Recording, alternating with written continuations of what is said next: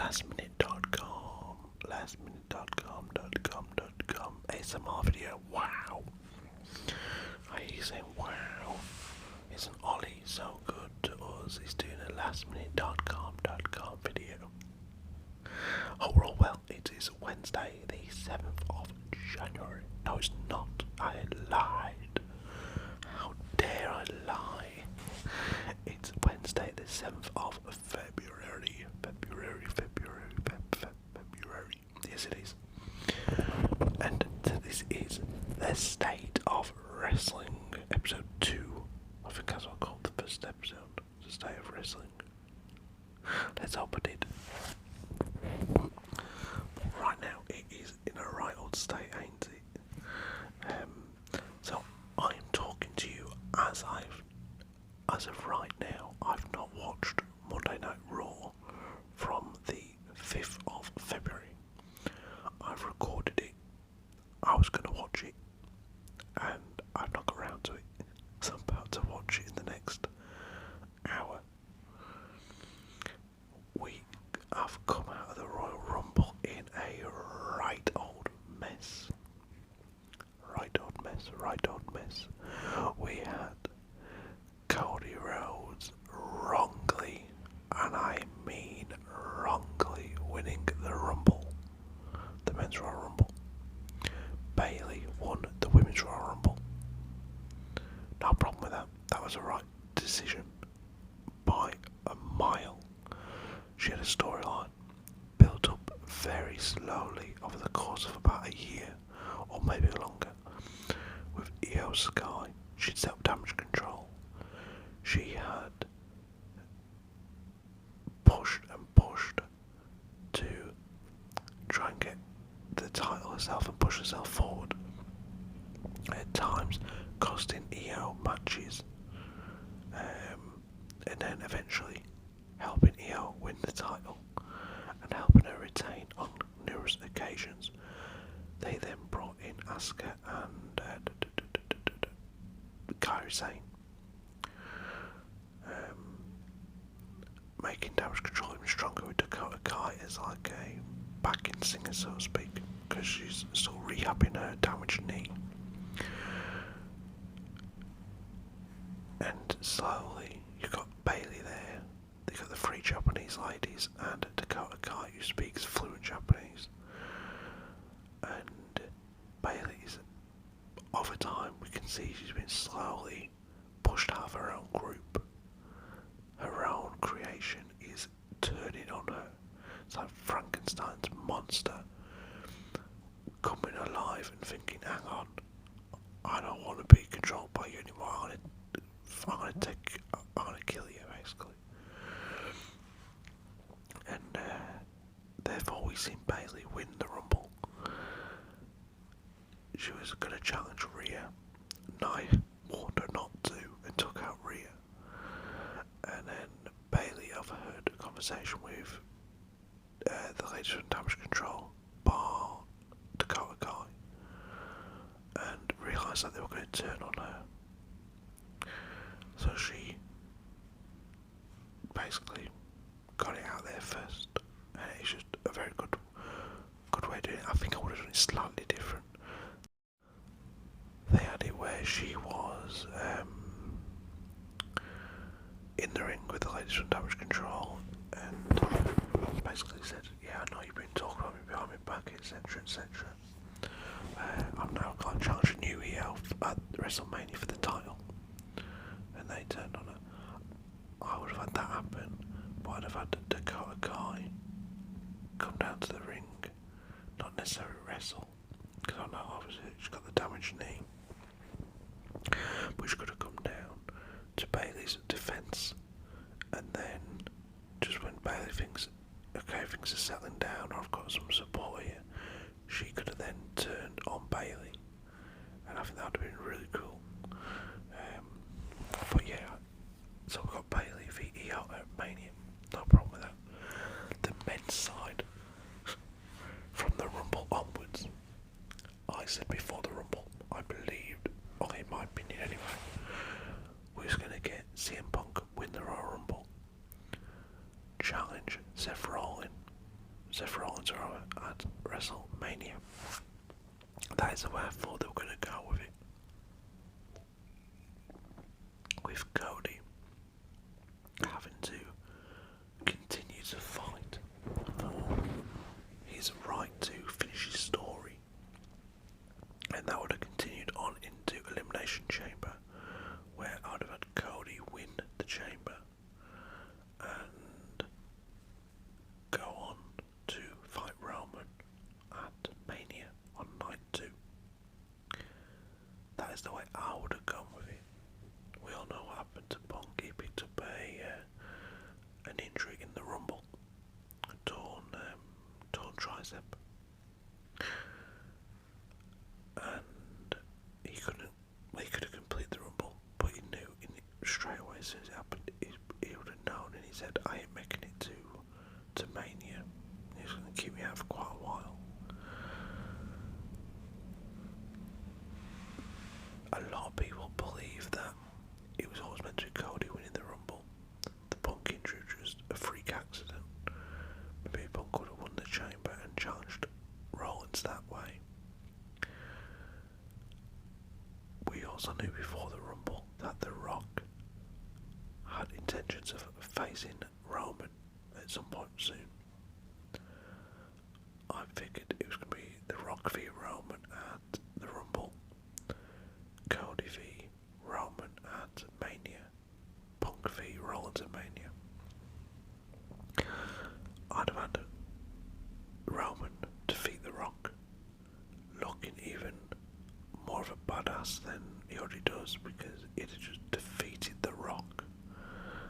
You know, the patriarch of the Iowa, I forget how to say his his family, the patriarch of his family. He'd have defeated him, gone on to Mania, and Cody Rhodes would have looked $1 million beating the man who had just beaten The Rock. Instead, we get Cody come out on the first SmackDown after the Royal Rumble, gets in the ring with Roman Reigns, says, "I'm coming for everything you have. I'm going to take everything that is important to you, i.e. his title, his place in the company, etc, etc.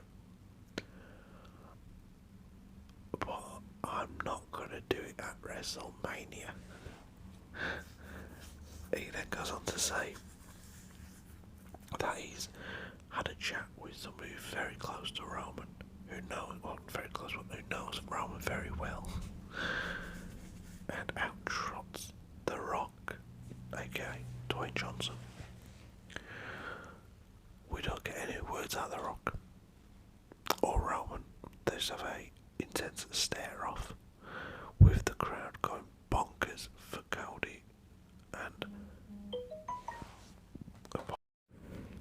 the fans were seriously pissed off at the fact that Roman was going to be taking on The Rock, and Cody was not going to get his chance to finish his story, with the idea now being that Cody takes on Rollins and The Rock takes on Roman night 2. Now, okay, what that gives me is 2 main events possibly that I have no interest in. I don't want to see Rollins v Cody Rhodes for the title. I have no interest in that at all. And as much as I'd like to see The Rock v Roman, I don't want to see it at WrestleMania. There are some people saying that we may get The Rock v Roman next year, and this year will be Cody v Roman. And The Rock will take him on without the title on the line. Okay, 1. Where is the importance in that match? You get The Rock coming back, but he's not fighting for a title. Roman will have already been defeated by Cody, therefore making Roman look weaker, and no title around his waist. There's no prestige in that match, Rock v Roman, at all, if there's no title on the line.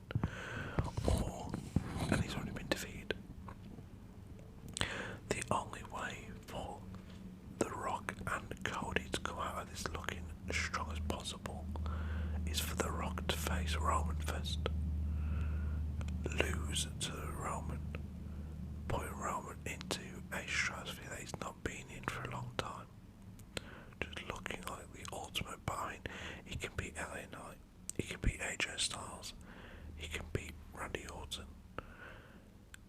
These are people who lose quite regularly on TV. The Rock hasn't been in a proper match in a lot of years. He still has a mystique about him, a prestige that if you beat him one-on-one without any outside interference and you retain your belt, you are going to look pretty bloody good as a result. And then what comes from that? You get the Rock losing to Roman. The Roman's level goes from there all the way up to there. He's now beaten everyone who's come before him. He'll have it by cheating, whatever, it doesn't matter. Cody has lost to him once already. Cody is not. I still don't buy into Cody Rhodes as champion. But Cody is not on the same level as The Rock in terms of like physique, etc. Like, how can Cody beat Roman if The Rock can't, etc., etc. But then you have him beat the Roman at Mania, and the world goes, wow, look at it, he's finally done, he's completed his story. He has done the unthinkable, he's beaten the bogeyman, Roman, who's not lost a singles match in years. And there you go. Cody is a made star. And then going into SummerSlam, you get Cody v Randy. Randy comes out to congratulate Cody at some point, probably on Raw or whatever. RKO's him. You got Randy v Cody Rhodes. Nice little storyline building up for SummerSlam. Seth Rollins would get Drew McIntyre at Mania. Drew's been doing some of the best work of his career. Drew McIntyre takes the belt off of Rollins, especially as we have no CM Punk anytime soon. When CM Punk comes back, he goes directly for McIntyre. After McIntyre attacked Punk in the ring the other day on Raw, the Raw after the Rumble, and it was McIntyre who put Punk out of action in the first place with his DDT, which caused the injury. Complete freak accident, but it was a McIntyre move that caused the injury to Punk. You then get to see Punk coming back eventually, like maybe ready for SummerSlam, and going up against Drew McIntyre, where you get McIntyre drop the title to CM Punk. There you go. You come out of the year, or towards the end of the year, with Punk as a champ, and Gunther going up against Cody and taking the title off him. Maybe we have to wait till next Mania to see that happen, but I'd have Gunther as the champion. I'd have had him as the holder of Rollins' title, but that one should go to CM Punk, I believe. And that's the state of wrestling as it is right now, guys. It's the way I think they're going to do Mania with the Rock and Roman and Cody triangle. I don't think we'll get trouble for it much. I've heard some stories and rumours about the Rock, Roman night 1, and night 2 being